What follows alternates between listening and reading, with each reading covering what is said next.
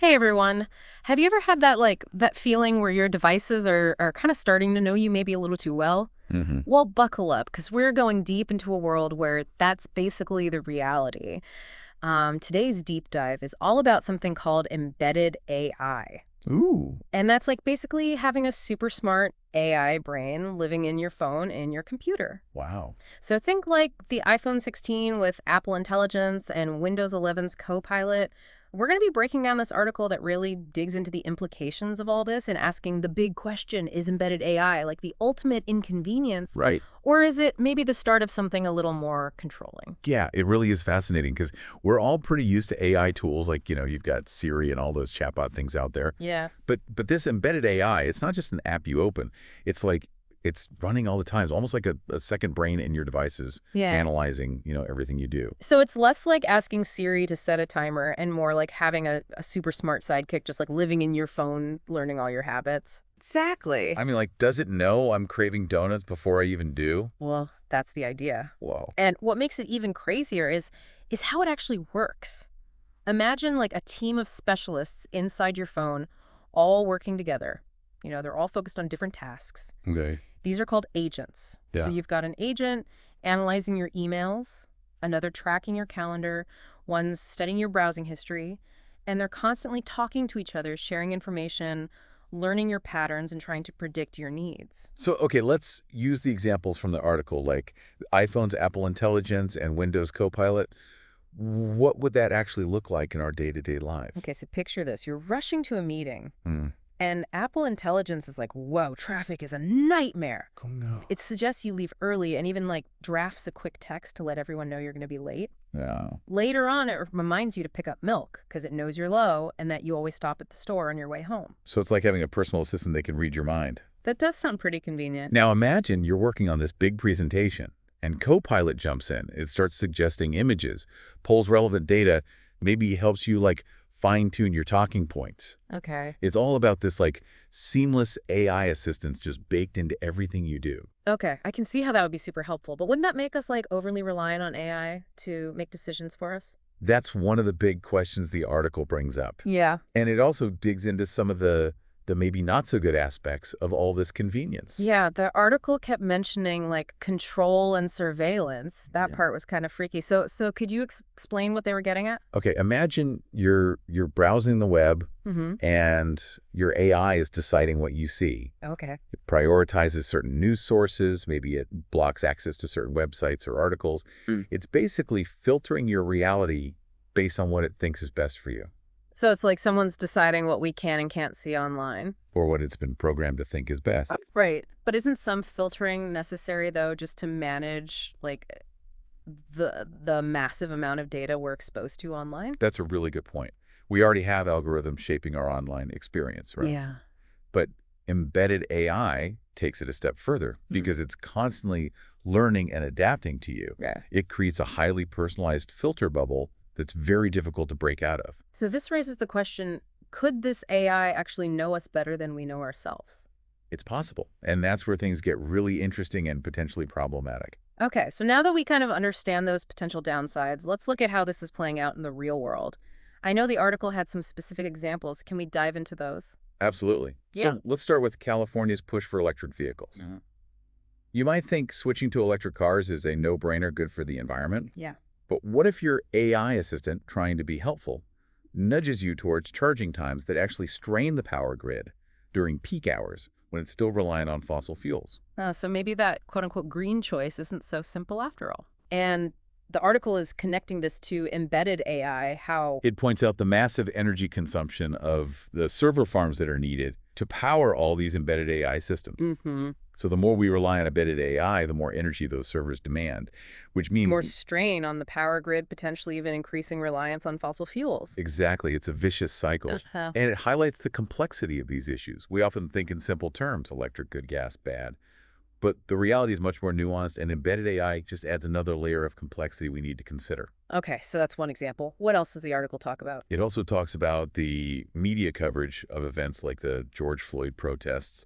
Remember how different narratives emerged, some focused on police brutality, others on property damage and unrest. Yeah, it felt like people were seeing completely different realities. Exactly, and the article suggests that embedded AI could make that even worse by amplifying certain narratives while suppressing others. Hmm. It could even tailor the information you see based on your past behavior and predicted preferences, crafting a very specific and potentially misleading version of reality. Wow, that's a lot to process. Are there any other real-world examples in the article? Yeah, it mentions the pandemic policies in Los Angeles and Orange County. Oh, yeah, those were pretty different approaches, right? One county was much stricter than the other. Right. And the article points to the inconsistencies in the public health messaging, the suppression of certain viewpoints, and a general lack of transparency. And it asks a very important question. Go on. Could embedded AI be used to control information during crises like a pandemic? Could it be used to promote certain treatments or policies while suppressing dissenting opinions? That is a pretty scary thought. It feels like this AI could have a hand in shaping our understanding of everything. It's a real possibility, and the scariest part is that it's designed to be subtle, almost invisible. We might not even realize we're being influenced. So electric vehicles, social unrest, pandemics. It seems like embedded AI could touch every aspect of our lives. That's what the article is arguing.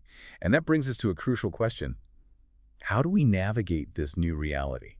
How do we make sure that we're using this technology consciously rather than it using us? That's a big question, and I think we need to unpack that carefully. But before we go there, I'm curious to hear your thoughts on. But it all comes down to critical thinking. That's really our superpower in this whole age of embedded AI. Okay, I get that critical thinking is important, but like, how do we actually apply that to this invisible force that's, shaping our digital world?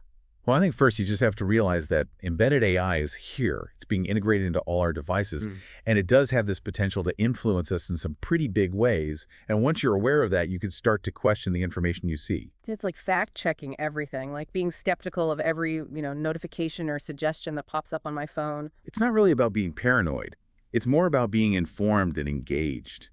Think of it this way, like you wouldn't just blindly trust a stranger on the street who's telling you what to think, Right. right? Yeah. You would question, their motives, their background, their credibility. Right, right. So apply that same kind of skepticism to the digital world. But how do we even know what questions to ask? This technology is so complex. I think it's about having these open discussions, like we're now, breaking down these complex concepts into understandable terms, empowering people with the knowledge they need to navigate this new landscape. And that's what we're doing here right now, hopefully giving our listeners some food for thought, some tools to start thinking critically about embedded AI. Exactly. Because the more we understand how this technology works, the better equipped we are to use it consciously and responsibly, rather than just passively consuming whatever information it chooses to feed us. So in a way, this is almost like a call to action, like a reminder that we have a choice in how we interact with this technology. Absolutely. We're not powerless. We can choose to be informed, to be skeptical, to demand transparency from the companies that are developing these systems. We can push for regulations that protect our privacy and ensure that embedded AI is used ethically and responsibly. Okay, so we're not just passively accepting this future, we're actively shaping it. I like that. But it does feel like a David and Goliath situation, like we're just individuals up against these massive tech corporations. It might feel that way. But remember, collective action has power when consumers demand change, when policymakers recognize the potential risks and enact appropriate regulations.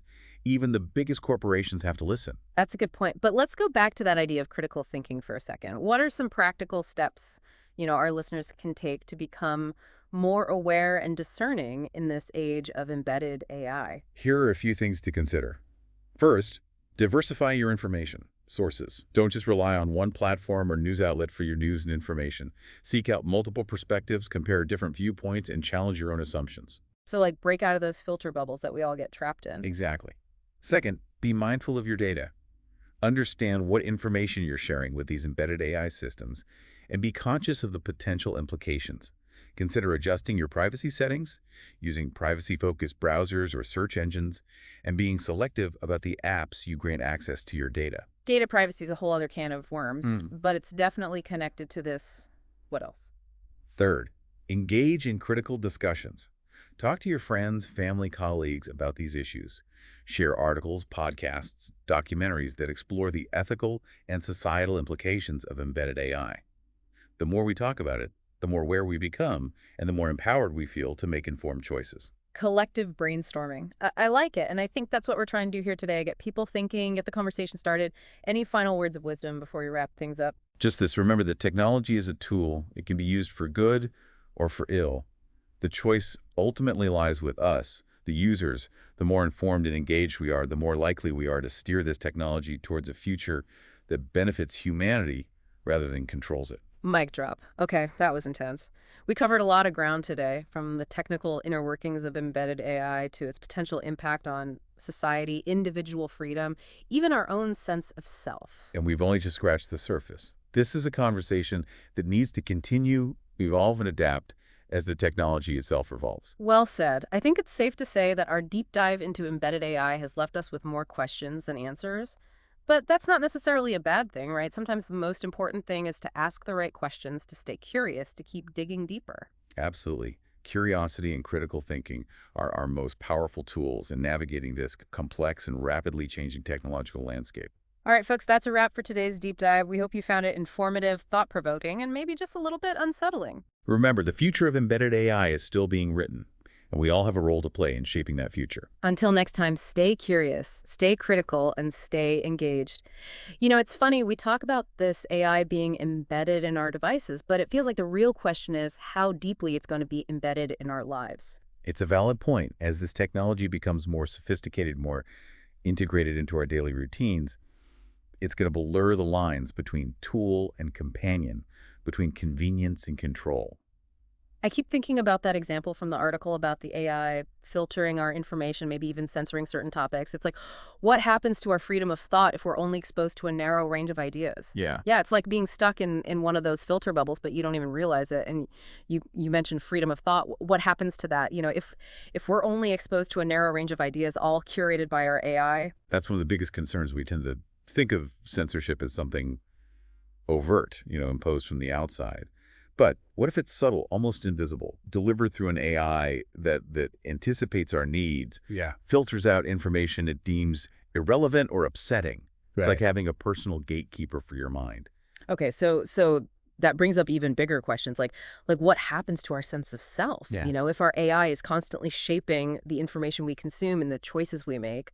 It really makes you wonder, doesn't it? Will we even know what we truly want anymore if we're being constantly nudged in a certain direction by our AI? So it's not just about controlling information, it's about controlling our perception of reality. This is starting to feel very Matrix-like. The Matrix analogy is interesting. It speaks to the potential for technology to create a simulated reality that feels real, even if it's, carefully curated and controlled. Okay, so let's say this is the future. We're heading towards a future where embedded AI is everywhere, shaping our information flow, our choices, maybe even our thoughts. What can we do to navigate this new reality without losing ourselves in the process? I think it starts with cultivating a certain mindset, a healthy skepticism towards the information we're presented, with willingness to question assumptions, to seek out diverse perspectives, to think for ourselves. So it's not about rejecting technology outright, but using it consciously, critically, with a healthy dose of skepticism. Exactly. It's about recognizing that technology is a double-edged sword. It can be used to empower or to control, to liberate or to enslave. The outcome depends on the choices we make individually and collectively. This conversation has taken us on quite the journey. We've gone from the technical details of embedded AI to its potential impact on society, individual freedom, even our own sense of self. And remember, we've only just scratched the surface. This is an ongoing conversation that needs to continue, evolve, and adapt as this technology evolves. Well said. I think our deep dive into embedded AI has left us with more questions than answers, but that's not necessarily a bad thing, right? It sparked our curiosity, and maybe that's the most important takeaway. Absolutely. Curiosity and critical thinking are our most powerful tools in navigating this complex and rapidly changing world. All right, folks, that wraps up our deep dive for today. We hope you found it informative, thought-provoking, and maybe just a little bit unsettling. It's a lot to process, for sure. Remember, the future of embedded AI is still being written, and we all have a role to play in shaping that future. Until next time, stay curious, stay critical, and stay engaged.